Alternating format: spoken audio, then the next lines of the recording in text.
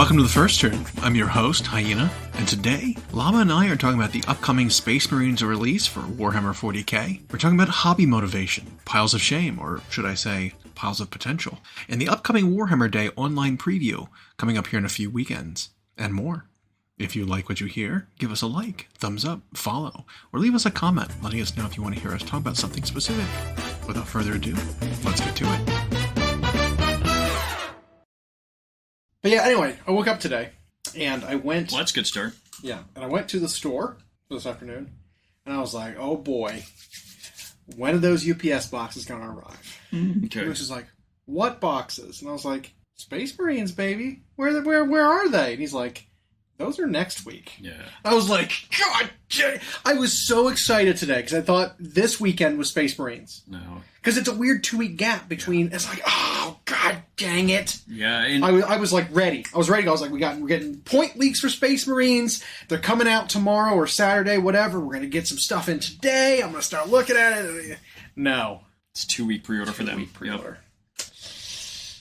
And it'll be the same weekend that the new Warcry stuff comes out. Yeah. Weird staggered release on some of the other stuff, though. Because there's a lot more stuff that's supposed to be coming out, and pre-order numbers, I think, were taken, but there's no shipping date yet. Namely, some of like the Underworld stuff. I'm not sure it's shipping the same time as all the Underworld, or all the Warcry stuff that's coming out. We got prices on that. We know how much those are supposed to be. They made the 2-player box set cheaper, because there's no terrain in it. Yeah. But the terrain set is like, it's like $130. So both things combined, I think, are $235, as opposed to like the $220 that they were together. So it's not that much different, you know. But that's I'm talking about the Warcry box of the humans versus the Gorgers is like $105 or something. Yeah, something bad. like that. And then the terrain is $130. So that'll be fun. I want all that. It'll help me complete my board, my Warcry board. I have most of that stuff. The project I've been working on actually was my terrain. I got 2 of the 4 sets of terrain that I have based. I have them cut in, like, I have pieces of heavy chipboard that I've cut to shape for each piece of terrain, and they're all glued to it, and they're gonna get primed and sanded. Sand is going to be applied to the bases and glued to them, and then they'll actually be like functional terrains with bases. I spent a lot of time doing that. I'm like halfway done. Oh my God, my arms are killing me. Like my forearms burn and they hurt so bad from just all the pressing down at that weird angle. You know, like you're trying to hold someone underwater. Yeah, you know that do sort that of all the motion. time. Yeah. You know, that kind of motion, but like really pressing is just like it's just not it's not a motion I'm used to. It's a usual so range of motion. My forearms are just killing me. But yeah, it's going pretty well. But anyway, speaking of the Space Marine hype, right? Yeah. Space Marines are coming out next week. We got some leaks on what the advanced copies of the reviewer packets for the Space Marine book. Space Marine book should be out, and then what the new 1.4 of the Battle Scroll update should look like. Munitorum Field Guide. Yeah. Field Manual. Updated points. MFM. There you go. Updated points for 40k. Especially in regards to Space Marines. It's interesting and important because it sounds like the Space Marine book is not coming with the most up-to-date rules printed in them for point values. Just like Tyranids, yeah. Which makes you wonder why they're even there. Why are they even in the book? You know, and we talk about that a lot. We suggested that to nobody, I guess, but at the start of this edition, when Codex has come out, they shouldn't even print points because they're going to have to do this. They're changing so much that it's like, don't even bother putting them in print. Yeah. You know, like, don't just save those pages. Don't worry about those pages. And then here we see another example of, a PDF is going to be coming out that's going to supersede the book. Probably before the book is even in our hands. Yep. The points are going to be changed. Yep. So it's a waste of ink. Maybe if printing tables and timetables, everything were on schedule, maybe everything would be fine, but we're seeing that so much of these releases are being pushed back and staggered and released later than they were supposed to be, that it's like, I mean, maybe it's time to change your plan. And we're in an era of like discovering the problems and attempting to mend them so quick that when these books were printed way back when, and they sat on them, they already knew the points weren't going to be correct. And it's just, the points shouldn't be something that's in there anyway. The Codex should have less stuff that you have to rely on rules-wise as a player, and more of just guidelines for, because the points are just going to change all the time. Yep. And you will absolutely have people, old school or new, who just think that whatever's in the Codex is valid. Yep. They won't go online, even though it's free. I mean, it's not a wild assumption that the brand new book you got is accurate. Yeah, like I can see people assuming that, but and I've seen some, and I wonder if it's cheeky folks attempting to say like, well, which one do I go by? The German? What is the German or is the code? It's like, no, they won't. I mean, GW did at least clarify on Warcom, which I am certain 100% of players visit every now and then, that whatever the latest PDF or digital version is of the points is the valid one. Right. Not whatever's in the book. Those all get updated in the app. Yeah, they do. So at least there's that. Yeah. So whatever. But some of the points were interesting at the very least. Mm-hmm. We saw that most of the Space Marine units and characters went down in points. Yeah. We saw that some of the units went down a lot. There was a combo we were looking at when we had seen the Salamander themed detachment, where we were like, all right, Salamanders, all in on Salamanders. Let's go Vulcan. Let's go Flame Aggressors. Let's go. And Agrax is only 85 points. Yeah, but Vulcan has a pretty ridiculous ability. Or Adrex, whatever. Agaton. Yeah. But Vulcan, Heston, yeah. Spear Bro, Forge Master, whatever, has a pretty ridiculous ability where he gives, I think, he gives reroll wounds with flame weapons against a unit within 24 that he dominates. And so having flamer units like aggressors, or I'm okay with the aggressors going up, mostly because I like this combo better with the Inferno Marines, the new ones from Leviathan. Well, and the aggressors were early and often already buzzing on a lot of people's minds. So which I don't understand why you'd need to do the combo with NA, because they already have twin linked flamers. Yeah. His buff is reroll wounds versus a target within 24 that you can see. So it really doesn't benefit them anyway. Mm-hmm. So it's not really a combo. You'd want to join a different character to them. I think the Biologist, is that the one that gives devastating wounds? There's a character that can join them that can give devastating wounds to a unit. I think you can get it with flamers. I think there's some way to get devastating wounds on flamers, which is absurd. But I like doing a 10-man unit of the Inferno Marines with the flamers, with with Vulcan, with the rerolls of... You reroll all flame saves against this unit. And what's funny is people got so stuck on the aggressors right away when these leaks were coming out, and you said the Inferno Marines, and the individual you were talking to at the time, it actually took them a second to think about it. Mm-hmm. And then you started talking about the points they cost and like what output you're going to get with this unit compared to... And it was so hard to shift them off of the aggressors idea because the internet all said aggressors. Right. And it's like... Because it was something like 6 aggressors is... 66 plus 6 shots.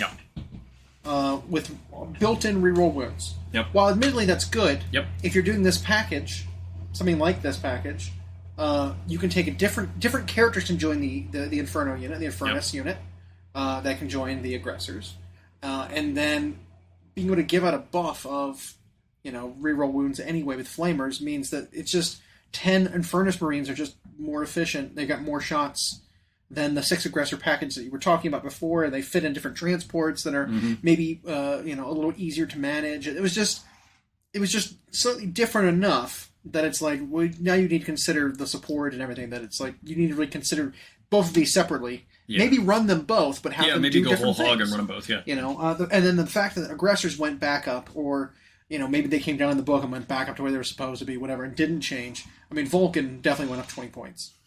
That happened. But with how much the aggressors cost compared to the Infernus Marines, that it's just like, I don't know. You got to consider the 10-man unit of just Flamer Marines. And then it's the old, not to the same extent of thing of like any stratagems you're going to spend on them.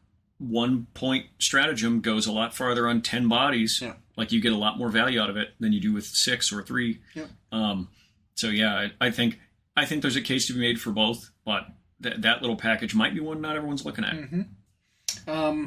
Other interesting things, which I think is furthering our point we had made months ago about wanting either the flattening of the roster. Yep. So that Marines of whatever variety aren't specified Firstborn or Primaris anymore.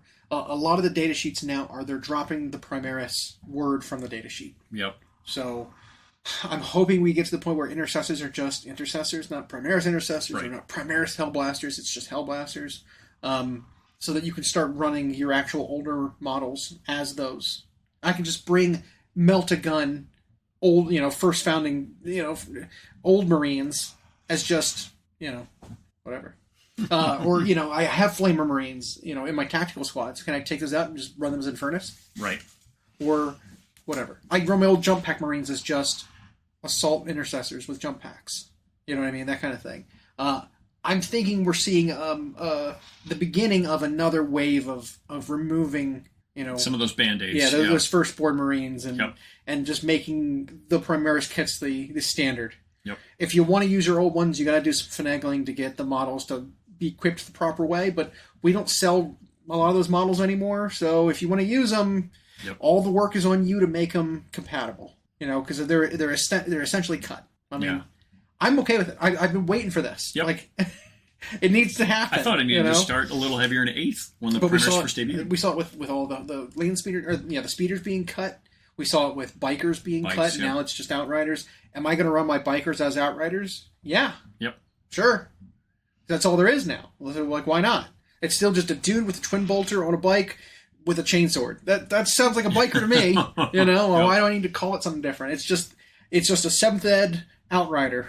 Yep. You know what I mean? Whatever. So I'm excited that they're starting to do that. And it cleans up the Codex a bit. Yeah. Far less confusing. I mean, when I saw the page count, it's still enormous. Yeah. But I mean, for me too, it avoids the confusion. When you look at a monitor, like, all right, is this the apothecary in Gravis armor? Is this the apothecary in Mark 10? Is this the Primaris apothecary? Is it the Space Marine apothecary? Is it is it the apothecary from the command squad? Like, yeah. If it's all just like, well, there's just one thing, it's just an apothecary. Yep. You don't have to you can use any model to be that now. You don't have to specify and have a specific model, a specific gun, or a loadout. You don't need 5 data sheets for them to do barely anything different. Exactly. Yeah. If I see a white Marine on the board in a black army or a green army, it's like, that's clearly the apothecary. Yep. And if you tell me it brings dudes back, I will completely believe you. Yep. I don't need to be that doesn't look like it's got an Absolver bolt pistol on him. It's like, who cares? Like, whatever. Yeah. I don't know. So I'm excited to see that kind of thing changing. And then it just adds to the validity of my old models being used for newer things anyway. Yep. Which I'm excited about, because I've spent time painting models. I've spent time converting models, and it's like, I can use these models now. I know another complaint was the removal of Thunderhammers from most things. Yep. Which is, while regrettable, having 2 kinds of weapons on a unit, or maybe 3, still having 3 kinds of weapons on a unit, maybe 4 kinds of weapons on a unit is still maybe too much, if you think about it, because you have bare fists now. Everything can do fisticuffs. You've got chain swords. You've got power weapons of any variety, no matter what they are. Sword, axe, maul, lightning claw, whatever. Power weapons. Mm-hmm.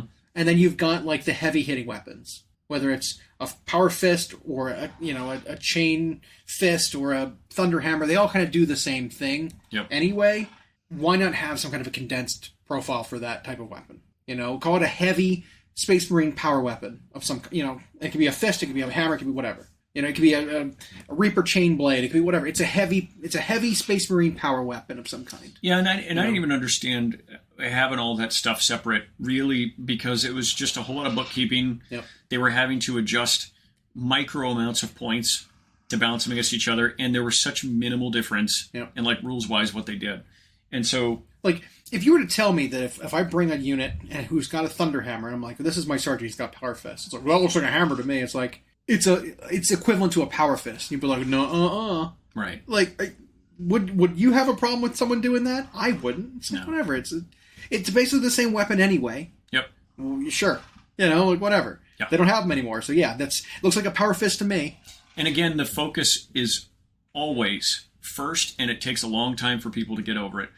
their focus is always on when something changes, they think they're losing something, and it wasn't replaced by anything. It's not given to them a role-specific unit. They ignore all of that and just focus on, I lost this. So, and I saw that a lot. It was like, yeah, they don't give you the option to put a Thunderhammer in everything. But, like, use it as a Power Fist, use it as a Power Maul, use it as a whatever. Right. I'm okay with it. Yep. Because it gives more freedom and more opportunity to do stuff as a hobbyist. Yep. Because now it's like, well, I never really liked the look of Power Mauls, but if they were the best one at the time, it's like, yep, I'm going to put Power Mauls there. I'll just take this inefficient thing, you know? Now it's like, well, they're all the same. It's like, cool, I can go for the weapon that I like the look of the most now. Yep. Fine. You know? I'm okay with it. We don't need 18 weapons for the same unit. Since the start of the Primaris, they've been kind of trying to nudge, like, give fewer options to the generalist grunts and make specialist units that wield that stuff, which you can like or dislike that however you want to guess. Lore-wise, it seems a little less flavorful because you don't have this, you don't have a Devastator Squad. Well, they still have Devastator Squad, but like you don't have a Devastator Squad that can just take all these different weapon options in a Primaris suit of armor anymore. Right. Which is like, well, it's less flavorful. They're specialized in their units. It's like, yeah, but people did that anyway. You would just take Devastators and you give them 4 missile launchers. If that was the best weapon, you take Devastators and you give them 4 multi-meltas. Yep. You take Stern Guards and just take as many meltas as you could. It's like, well, yeah. We used to do that when we had the option to do a mix, and we chose one unit, one weapon for the whole unit anyway. It's like we don't want assigned seats. We want the freedom to choose, but then every day when we come into class, we all sit in the same seat. Yeah. They just want to know they have that option, I guess. But then they'll complain when the next edition comes and a different weapon's better, and they got to change them anyway. This specializes them a bit more, which I'm fine with, too. It also sounds, when you read it is actually fluffy, because when you read about the way the Primaris are programmed or bred, they kind of come out role-specific right away. They don't come out generalist and go through the scout process and then develop a specialization. They come out like, nope, you're this guy who wields a Melta. Yeah. Speaking of scouts, man, they are cheap. 55 points. For 5. Even if they've got bolters, it's like, wow, that's cheap. And I think there's still going to be 2 wounds, tough 4. I think so, too. Like, Space Marine stat profile. Yeah. The only question I have about Space Marines or the Scouts is, where are they? So we don't have, like, a pre-order for them or anything. Oh, yeah, and they're getting a new unit, aren't they? Yeah, they're getting new sculpts, and it has, like, Primaris proportions. So we don't have release dates for all the Marine stuff yet. Correct. I know, like, the book's coming in. I think the Terminators and the Stern Guard are getting released right away. Most of the characters getting released. The Melee Dreadnought, I thought, was too. Yes. That one and the Missile Pod Marines are coming out. But yeah, I don't think we got word on the Scouts, which is interesting. That's weird. The other thing that I'm okay with that's probably less popular of an opinion. So when they revealed these new Scout sculpts, it was pretty much determined that you can't take a whole unit of sniper rifles. A lot of people, I think the early rumors or someone who has their hands on it says that's an upgrade option for the unit is a model, maybe 2, I don't know, can have a sniper rifle. Okay. I don't know if that's true. If that is true, the only reason I'm okay with it, and a lot of people aren't, they're like, oh, I don't like. I think that's why they made something like Eliminators. Was like that's now your dedicated sniper unit. Scouts fulfill a slightly different role. This sniper rifle they use probably will have different rules even than an Eliminator one, right? Maybe. But I don't know. The existing sniper scouts, I think, are pretty similar to the Eliminator sniper rifle. I think they're pretty close. The Eliminators have the options though of like more guns. Yep. Right. It's not just that one Eliminator bolt rifle. It's also like the Laz Talon or whatever. This Fusel, strength 8 minus 3/3 or whatever it was. 2/3. And they get a super special rule when the sergeant has a certain weapon. Yeah. They can move after shooting. Yeah. And so, yeah, they just fulfill a different function. And so, I don't know, if they would have done it where it's like, well, Scouts can all have sniper rifles, it's like, well, then who's ever going to play Eliminators when... Well, who's ever playing a 3-man unit of Eliminators anyway? Yep. You know? Like... But then when for much cheaper I can get sniper rifles on these dorks who... It might be just a different data sheet, too, because they had that in the old card pack was Scouts, and then Scouts with sniper rifles and camo cloaks. Yep. And they were like different pointed. And the new version of Scouts, that data card, when it comes out, the old one might not exist anymore. Right. We don't know. We just don't know yet. And the other thing about simplifying some of the profile selections of the weapons for Space Marines is like they have an array of weapon options that just like blew away in terms of sheer number than any other army in the game. They had more weapon options, more customization within every squad. There were gear options in every squad. The sergeant can have everything. Like no other army was set up that way. And while I would like to think, well, that's what makes them them, it's like, well, Marines also had the other things that made them them. So it was more or less just GW and, of course, Forge World always having ideas for Space Marines and not necessarily for every other army. So I think simplifying their profile brings them closer to how the rest of the game works. So I don't hate these types of, like, losing odds and ends here if it means each unit is distinct from one another and not just more of the same over and over again. Just overlapping so much. Yeah. Yeah, making it so there's always one better than the other, even though they have the same weapons, so just pick that one. But new scout sculpts in general are exciting to me because like they've really eliminated a lot of the old stuff from the line that way. I mean, I can't think of much else that's kept. Because Thunderfire Cannon went away. Yep. And then... Well, there's the new turret that, replaces essentially the Thunderfire Cannon, which is fine. Tactical Marines, I think, are still in the book and still around. Probably. Tacticals. Why? Whatever. Devastators are still around. Vanguard veterans are still around. For now. I half expect, I'm going to say half, that when one of the Divergent chapters comes out later, that they might consider updating that as well. And then they'll just do this profile applies for all, or maybe the profile that gives us in Codex Space Marine will reflect, but I could see them updating that kit too at some point. Yeah. Because it's starting to show a little bit of its age. And that'd be really cool if you had an army like Blood Angels or something that's very combat-y come out and they get that kit as the new thing for them. Yeah, it'd be cool. They cut most of the, like I said, the land speeders were all cut. Those are all gone. We still have old, like Rhinos and Razorbacks and Predators. Those are old Space Marine kits, but even though there are newer analogous vehicles, like they still kept those because they absolutely could have just replaced the Rhino with the Impulsor. Yep. And just called it a day. Yep. I wouldn't have been. I know people wouldn't have been happy about that, but they could have. They could have even. I mean, but even with that, you could have been like, okay, well, this is an Impulsor with tracks. Your Rhino still functions as an Impulsor. It's basically the same size. Yeah. So it's like. What? They even could have cut a little half sprue to include with the Impulsor for a version of it that like replaces the Razorback. It's got a gun on it. Absolutely. And then you could have said you can use your Rhinos and Razorbacks as counts as Impulsors. But you just change it to one profile. Yep. There's a lot of that they could have done. Yeah. They just haven't yet. Right. And I hope they go the way. And I know they printed some newer plastic Deimos pattern Rhinos and Predators for Horus Heresy, and people want to use those. But go play that game, I guess. Exactly. That's always my thought on that. Yep. Well, whatever. We do have an event coming up here in next weekend, I believe. October 14th. Which is release weekend for Space Marines. That is going to be, what we know now on the card is 40k AoS, Old World, Horus Heresy? I think so. And it's like the 4 major games, the bigger ones. The bigger one that are all bigger scale. Right. Which means no specialists, no box games, no epic. Yeah, it wasn't Underworlds, or wait, no. It's not Horus Heresy, it's Kill Team, I think. Was it Kill Team? Because I think they said there's a new faction getting shown off for Kill Team. You're right. Yep. Okay. I'm still fine with that. And by new faction, I just mean one that hasn't really gotten touched in Kill Team. Yeah, I mean, that's a fine spread. Yep. Because a lot of Kill Team stuff just is 40K-able, just like a lot of Warcry stuff is AOS-able. Yep. I mean, it ends up being things that, like, replace the kits of existing units with new ones. Just like the upcoming Gorgers. Yep, absolutely. Or, how they did it with... what they should have done with the Crude.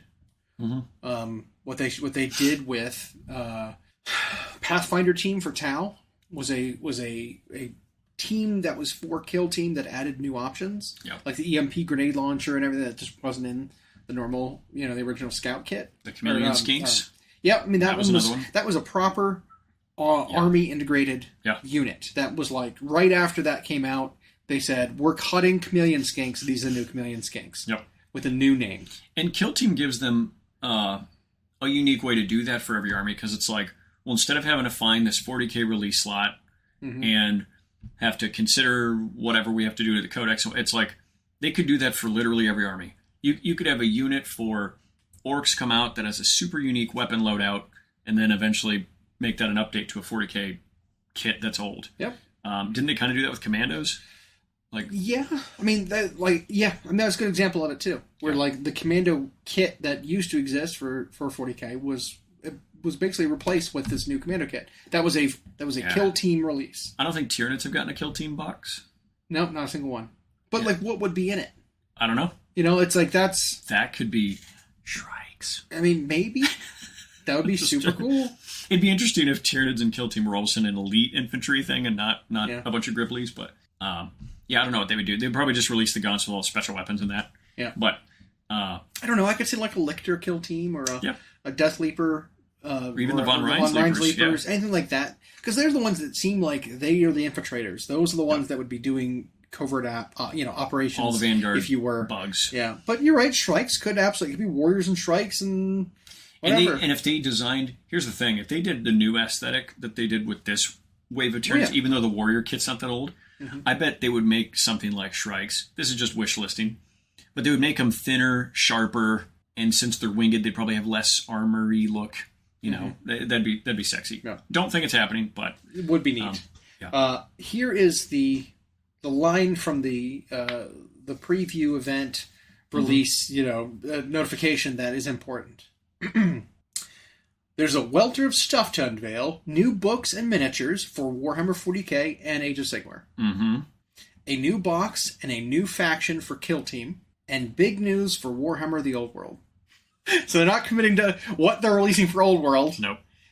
Just news. Yeah. That's it. A box and a new faction means it's probably going to be a new starter box for Kill Team that's a 2-player one. Something we just haven't seen before in the new faction versus something else we have seen. It could be something like, hell, that might be where we get scouts for the first time.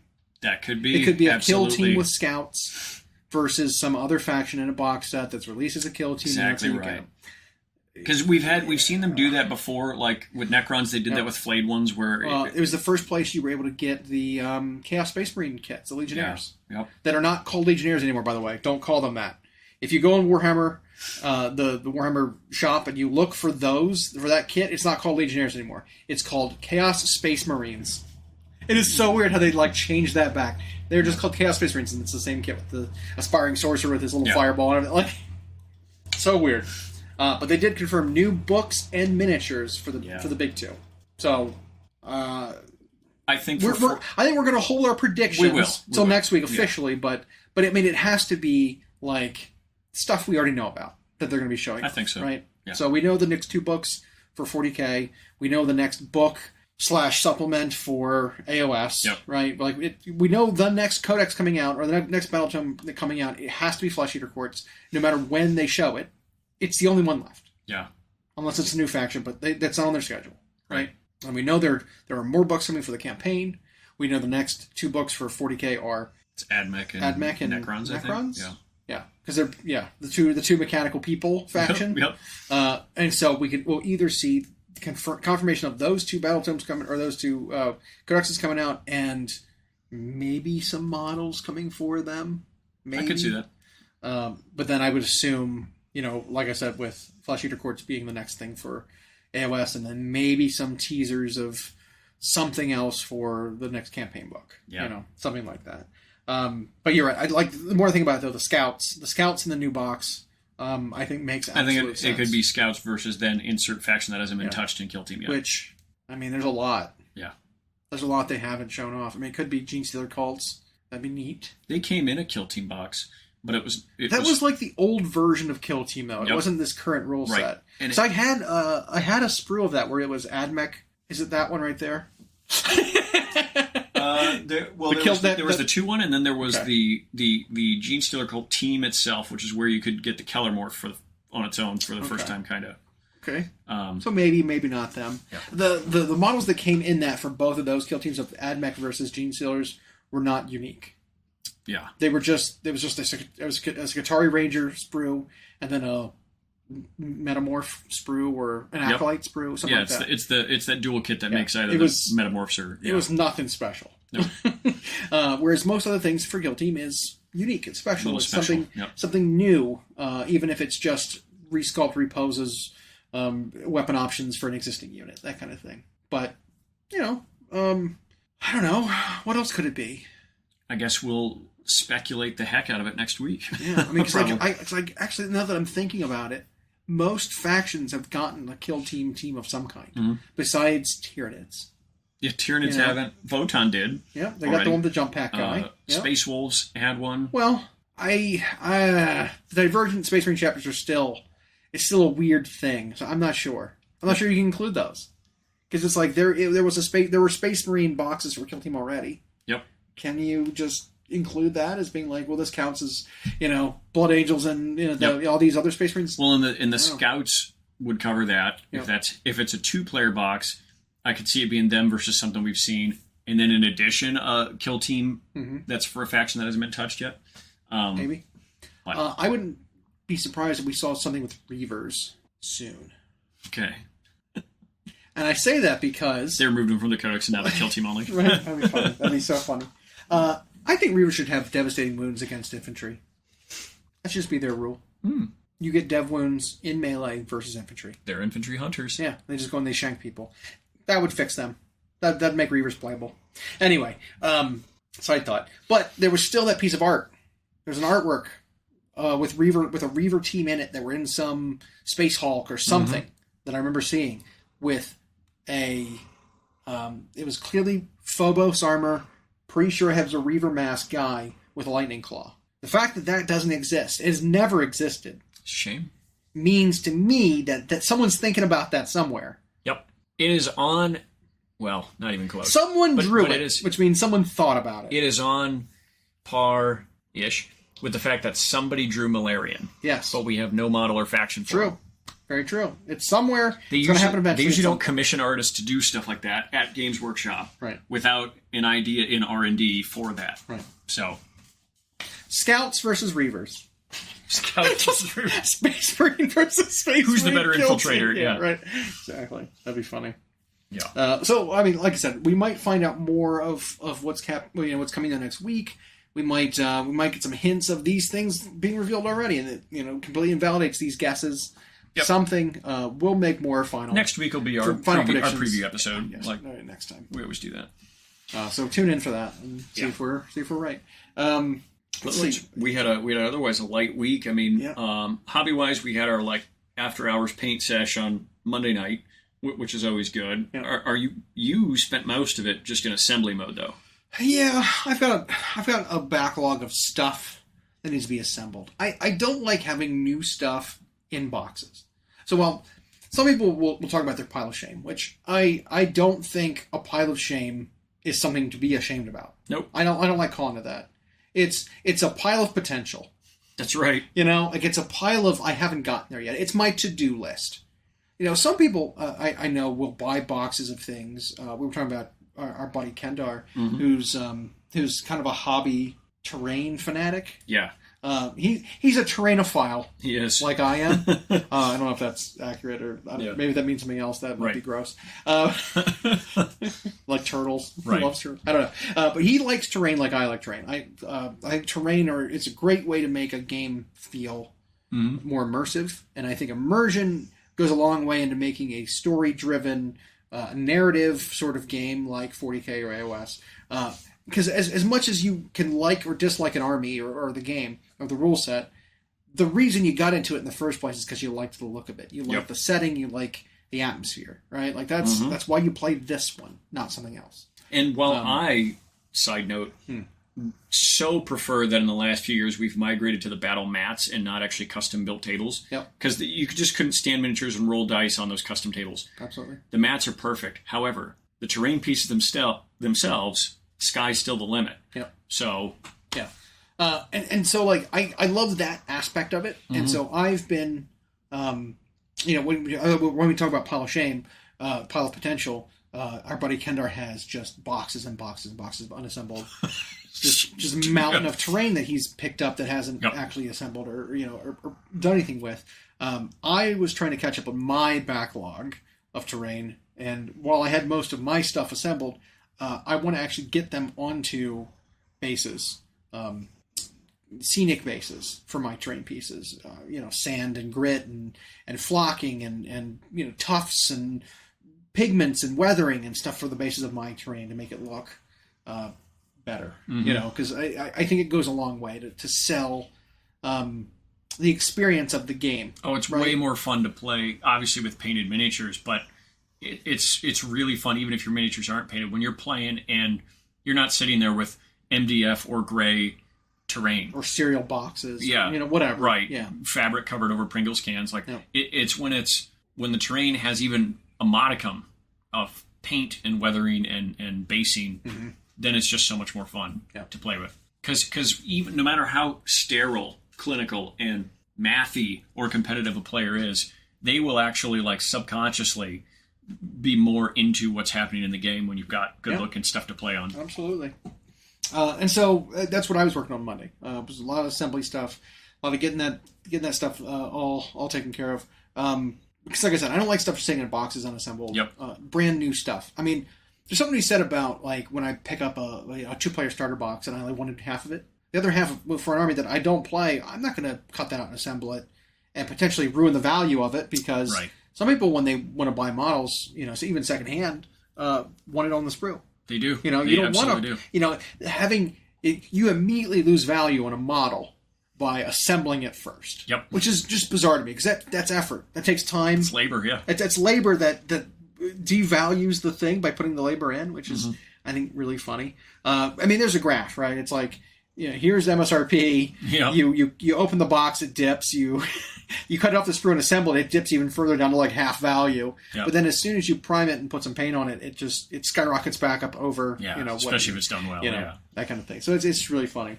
But I do still have stuff unassembled that I don't like seeing it, so I hide it. I've got plenty of sprues of stuff that aren't for armies that I play that I probably should do something with. But generally, I don't keep boxes of models around unless I bought them for parts. I bought them for one specific model that I wanted to pull out of it and do a project with, or convert it into something else. That's when I usually have models still in sprues, or I've made all the models I can out of the sprue and it's just the leftover pieces. Not saying there's anything wrong with it. Not that there's anything wrong with that, but get your models put together. And I like that pile of potential choice of descriptors over pile of shame. Just I'm not sure I'm okay with when they say I've got a problem, plastic crack. It's because as far as I understand, and you can correct me if I'm wrong, nobody buys a lot of crack and then it just sits on the crack. Right. You do all the crack. So plastic crack would be you buy models and you're assembling it constantly and have to keep going and getting more. Yeah, and you just make yourself broke because you just keep buying, assembling. Yeah. You're getting through them productively. Yeah. To your detriment. Mm-hmm. Yeah, that's a good point. It's the other way around. Yeah. Yeah. It's not plastic crack. It's like plastic Brussels sprouts. They just sat there until they went bad in your fridge. Or in my case, plastic tater tots. Just because the last few times I've gone to the store, I've gone and just I'm gonna get some. I'm gonna get some frozen stuff to make easy lunch. Tater tots are great for that. And every time I go to the store, I look in the frozen aisle and I grab a bag of Ore-Ida, tater tots and put it. And I get home and I'm like, oh man, I already have some. And then next time I go to the store, I forget about that. I buy more. So I had at one point, I had 4 bags of tater tots in my freezer, and I was like, I need to stop. I had a problem. Yep. I need to stop buying tater tots. Not going through. This is my potato crack. Yep. Yeah. It's funny. Yeah.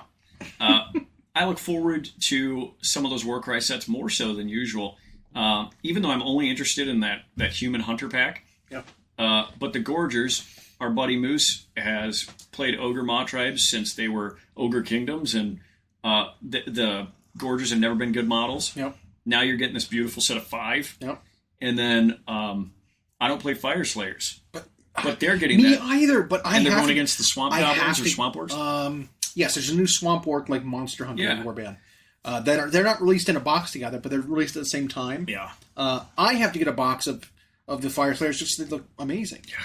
They look great. It's like if this is the aesthetic of the Fire Slayers, no. Okay. They are a Warcry warband. Got it. Yeah, and if this is what the aesthetic of the Fire Slayers were initially, man, that would have been the army would have it would be the most popular one. Because they look so great. They've got so much character. Yep. And like I said, they are just like line troops. They're going to be line troops for the Fire Slayers. You know, similar to how the Hunters of Huanchi, the new chameleon skinks are. Mm-hmm. Like they're going to be a part of the army.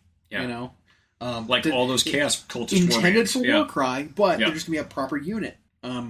Which, again, we're not crazy about. This is the only way that new models are getting introduced to Age of Sigmar for most armies. But at least it's something. Mm-hmm. You know, I mean, I feel like the human warband is going to be a core unit in Cities of Sigmar. I think the Gorgers are going to be a core unit, depending on their rules, in Ogre Molotribes. Yeah, because this will be unique for that unit in particular, because Gorgers have always been like these weird single model entities. I'm a 6 wound. Yeah. Like, no armor save, individual model, can't be reinforced. I come on the outside and I'm spooky. Right. It's like, all right, we'll just shoot you real quick and then move on. Now a unit of 5. But now a unit of 5 might be 20 to 30 wounds. Right. You know, I wouldn't be surprised if it was like a 250 point unit that's now an outflanking, objective grabbing, fast, healing, melee killing, monster unit. Messes with your battle shocks. Maybe you can't, similar to like Jabberslythe, you can't receive commands while in range of it or something. If it's feasting, you can't receive commands. Feasting is the ogre army rule for when they're in combat. Yeah. So. And the Molotribes were another one of those that had a small-ish roster, and so that'll benefit them, hopefully. Yeah, I mean, they ported most of the Ogre Kingdom stuff over. Mm-hmm. And so, with them combining back the Beastclaw Raiders in with the Ogre Molotribes proper, like, it made the army much wider. Yeah. Because now you had all the big fuzzies plus the Mornfang Riders. And that was, like, kind of silly that it was stuff. Separated anyway. But it was an experiment that didn't work. Yeah, it was... Well, because they didn't expand to either of the armies after they broke them up. No. And they did that in AoS 1, especially, to a lot of armies, where they split them all up. With the orcs. They split all the orcs up, and it was just like... Yeah. Why? Yeah. I hope they go even more integrated, because I do not like the rules for the Big Wog. I'm not a fan of it. Still not, huh? No, it's just... It ramps up too slow to actually get the benefits. I think the individual units just need to have a toned-down version of the rules all the time. The Iron Jaws as part of a Big Wall should have toned-down Iron Jaws rules. The Swamp Orcs should have a toned-down version of the Swamp Orc rules while they're part of the Big Wall, but it should all still be separate rules for each different type of unit. They just can all be played together, and maybe they benefit from some character commands that you can cross-command different units from different sub-factions. Something like that. I don't know. Yeah. It needs to be a little more integrated. Same with Skaven. Same deal. Their rules are just... They're so half-baked. What would an episode of the First Turn podcast be without Skaven discussions? I have so many Skaven. And I can't help it. I want to get more. Yep. That is one thing I am ashamed of. It's sitting right there underneath that. Pitched Battles Season 1 for 2023. One of my 12 General's Handbooks. Yep. There is an unopened box of Skaven Vanguard. There's a Skaven Vanguard box right there. And it's still in plastic wrap. Oops. That one I'm ashamed of. I need to get those guys out and assemble them. Yeah. Sorry, guys. Because I love them. I love the Skaven. So I realized in doing so much Tyranid assembly lately, I found that I have Slaves to Darkness units that I need to assemble. I've got Chaos Knights. I've got the... Well, you picked up a Vanguard box of that just for the character draft, didn't you? Yeah, and so the Knights and Warriors are still... Now, granted, they've each gotten their own kits since then. But... the Knight kit is just an upgrade, like an extra sprue that has the command on it. Yeah. It's a special weapon for the leader, the banner, and the horn. Yep. But the Chaos Warrior kit is a whole new one with halberds and command and everything included. Yep. I don't think those push fit like monopose Chaos Warriors are bad or useless. No, because I still like the hand weapons on Chaos Warriors better than the halberds. and I don't think reach is enough of a benefit for getting -1 to hit on any unit ever. Right. Any of them. well, and one worse. Yeah. It's 1 worse to hit in exchange for 1 inch of reach. It's like, Right. And I found that I still have a number of occultist units from Warcry that I just haven't assembled. Most of which are playable now. A lot of them are pretty good. Yep. Well, they're starting to differentiate them Yep. based on what they can do and how many points they cost. Yeah, they range from like 70 to 120. Yeah, now. so they're definitely like spreading, because before they were all like, every unit's just 80 points. And they all had the same stat line with one rule. Yeah. Well, some of them had multiple rules, which just made them hands down better than some other ones for the same cost. I'm looking at you, Splintered Fang. Splintered Fang. Yep. Which they're still good. Yes, they are. Yeah. But yeah, they all vary in points cost now, and they have actually like quite a few rules. They feel like a AoS unit. Yep. Which is great. Yep. They actually made an announcement about some of the Underworlds warbands, which I thought was super cool a few days ago, that they said to give a new lease on life to these Underworlds warbands, they are going to re-release them in gray plastic as units for AoS.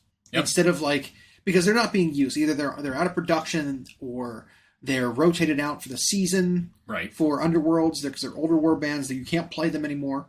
Their cards aren't valid. They're not usable in Underworlds anymore. So new lease on life. Here they are in AoS. Right. And as units of character models. Yeah, because each season will specify what can be played, and there's the challenger decks now that tell you what cards you're allowed to use. And there's 2 modes of play for Underworlds now, and you can play a version that lets you play everything back to the beginning, but there are 60 of them now. There are more than 60 Is of there the that factions. many? Yeah, they even specify that there's 60 plus, and so trying to balance that. I didn't even realize it was that. I was because in my head it's it's like 35. You have Nemesis mode and whatever the other one is. There's 2 modes for Underworlds. Okay, and I think, but that's how many warbands there are. There's 60. Yeah, and I think one of the modes is always whatever the current season is. Right. And then one version's a little more casual and can do, and so, but none of those kits are really old. Right. So I think you're right. I think it was to give a new lease on life. They're going to release the models without the cards, just gray plastic on their own. Yep. They might even be direct only, but it'll be, here's a way for you to get 5 cool models. Or Hopefully whatever. it's less. It costs less. Yeah. Not that the warbands were ever that pricey on their own. They're climbing up, though. They are starting to go up. I mean, they're up over $40 now for each one. But there was a couple of them that were just hard to get. That I'm glad they're redoing. One of the ogre pirate one, they're redoing that one I saw, which is cool, with his little monkey and his crab and his parrot and whatever. Every stereotypical pirate thing. Yep. So that was cool. I like that. I don't. So I'm not ranting, but again, it's one of those things where it's okay, it's cool that they're introducing things to AoS, but it's don't make AoS the dumping ground for all just the fantasy, right? Specialist games, Mortal Realms models. Don't make it we'll give you that just because you need stuff. It's make actual stuff. I mean, they did that with cities, which we haven't gotten the actual book release, or the faction leader, or the cannons, or any of the characters. Aside from all that they haven't fully finished releasing AoS or COS yet, they are doing some release models for look at Ironjaws. Yeah. Look at cities. Yeah, that was great. Presumably, hopefully, Flesh Eater Courts. They are doing some more work for AoS now, but it's still here's the vast majority of the stuff being released is here's from specialist games that can be used in your here's a Band-Aid for your release cravings. I was glad to see though that in the preview event they're largely avoiding Underworlds, Warcry, Necromunda, Blood Bowl, and Legions Imperialis. And it's because I didn't want another preview taken up. I don't have a problem with any of those games. Right, but when it's here is an event for all of these games, and you spend all their time, half the time, on one game, no matter which one it is, it doesn't feel great. No. Right? We're showing off 12 games worth of stuff here. Let's spend 30 minutes of the 48 minutes of the preview on just epic scale, whatever. It's come on. There's a lot of other things that you could have divvied up the time on. This is only 4 game sets that they're going to be showing off. And they're calling it it's the Warhammer World event, right? Warhammer Day. Or Warhammer Day. Yeah. So that's usually one of their full-length previews. Yep. So unless they're packing it full of useless If fluff, it's an hour long, you figure the first should see plenty of things. The first 8 to 12 minutes are useless conversation. Yep. Then they start. Tell us where you are, and they're just reading the chat of where everyone is. Yep. It's like, okay. And then they start with a video, and then we go. It'll be produced well, and it'll Yep. be for something exciting, hopefully. But yeah, meh. Yeah. Yep. Have you gotten to watch any Pariah Nexus on Warhammer Plus? No, I keep forgetting to. I do too. Because I just got so many things to do, so many things I'm watching, so many things, so much time I just need to sleep. That's still a need. Yep. Yeah. It's just I will get to it. I might even just wait until there's a supercut of it or it's completed, and I'll just watch the whole thing. Yeah, and that's something that maybe we could spend an episode, and people could give feedback, I guess, if they want. Talking about is when a hobbyist knows they've got a lot of projects and they've got ideas and motivations to do things, but then every chance they get when they have free time, they don't do it. They instead watch something on Netflix or whatever, or they play a video game, and they think they're just going to background that while they do their hobby, and then they end up paying attention to that and not hobbying. Yeah. And then they do what we all do, where we say, well, I just don't have time. And it's like, yeah, but what were those 4 hours you spent doing this? Mm-hmm. That's not to say you can't just live your life how you want. Taking care of my daughter. Yeah. Yeah, it's not that you can't just live your life the way you want to live your life, but like maybe we can have a conversation like that about how I would love to. Because I thought about this the other day, just in the shower. I do my best thinking in the shower. Yeah. Obviously, I'm alone. I'm just thinking and having conversations with nobody. Yep. But I was thinking about that. What else are you going to do while you wait for the conditioner to work? Well, because it was... well, I don't have to worry about that. I don't have any hair. You condition the beard? A good point. But, yeah. But I was thinking about it, and it's like taking stock of how much actual free time potential that I have, right? And I was thinking about it, and it's like, well...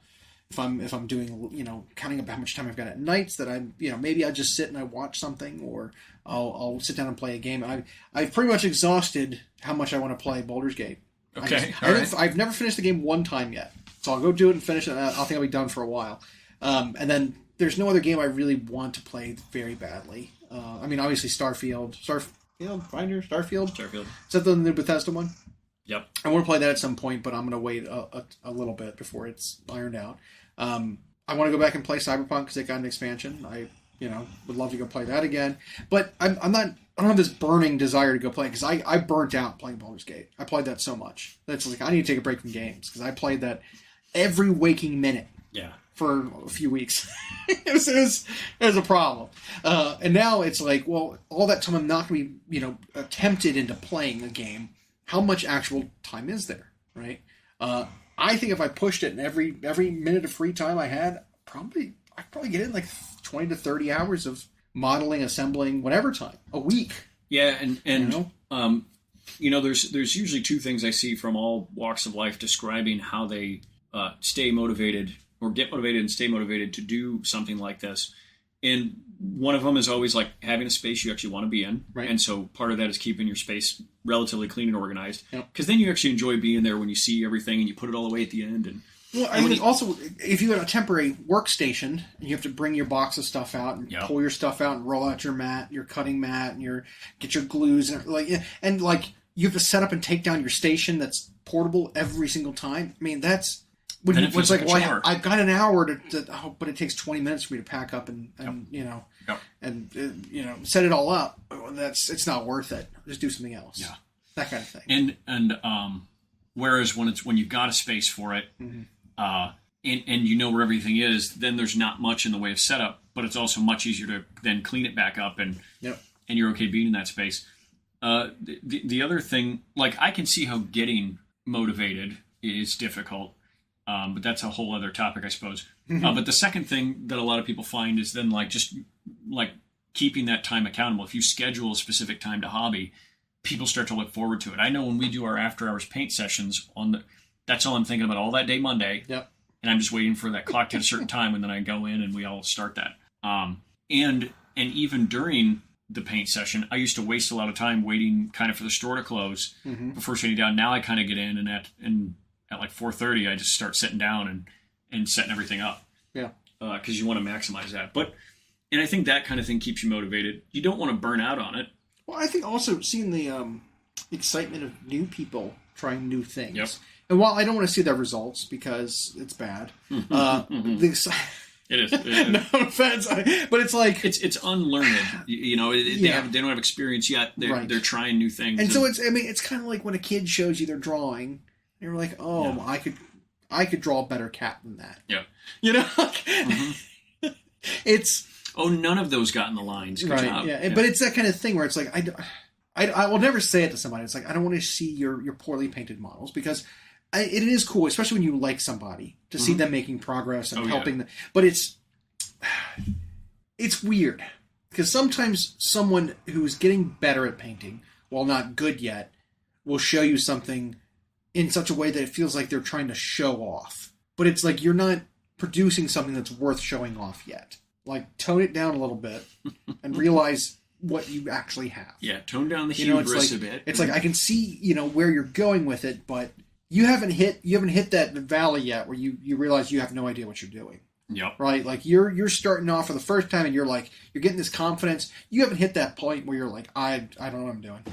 Yeah. The demotivating point in the journey where you realize that like I'm not as good as I thought I was. I'm not happy with anything I've done so far. Because like I've had multiple of those where like I stop painting and I look at the shit I painted and I'm like, this is fucking garbage. Well, I was happy about doing this at one point. This looks bad. I did that with my Imperial Knights. Like that one right there, that Mars pattern one. Okay. When I first did that, I was like, oh man, that looks awesome. Now I look at it and I was like, this is so flat. There is no shading. Everything is just one color with a lot of lines. It's just like, I am not happy with this at all. I could fix it. Well, and sometimes when they hit that early climb in their painting journey, that confidence they got was like they tried something that kind of worked on a piece, but then they go into another piece that is a totally different aesthetic, totally different faction, maybe even a different game. And those things that worked for them, that confidence gainer, it doesn't work that way on that other piece. Or just the shapes involved just don't take the brush strokes like the first one did, and it just doesn't turn out as well. And how a hobbyist responds to that when they realize there's something about this they just don't know, they don't understand yet. That can determine how their next climb goes. Yeah. And some don't. Some get that and they just quit partway through, and then they get discouraged as a painter, and then they just stick to what they know, and they end up with flat forever. Yeah. And that's staying motivated and having a space and allocating time to do it, I think can get people in and sticking with it. Because what you don't ever want it to feel like is like when you get burnt out on a video game, or you've streamed way too much of a show and you don't want to watch it anymore, and so you never finish it. Or when you feel like painting's a job.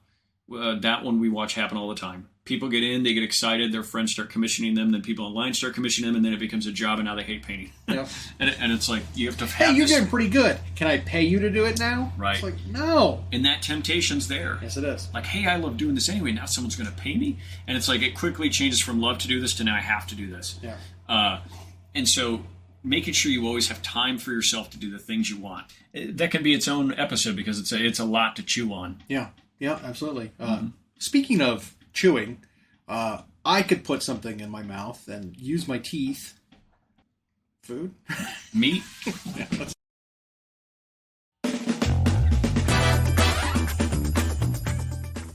Thanks for listening. We hope you enjoyed.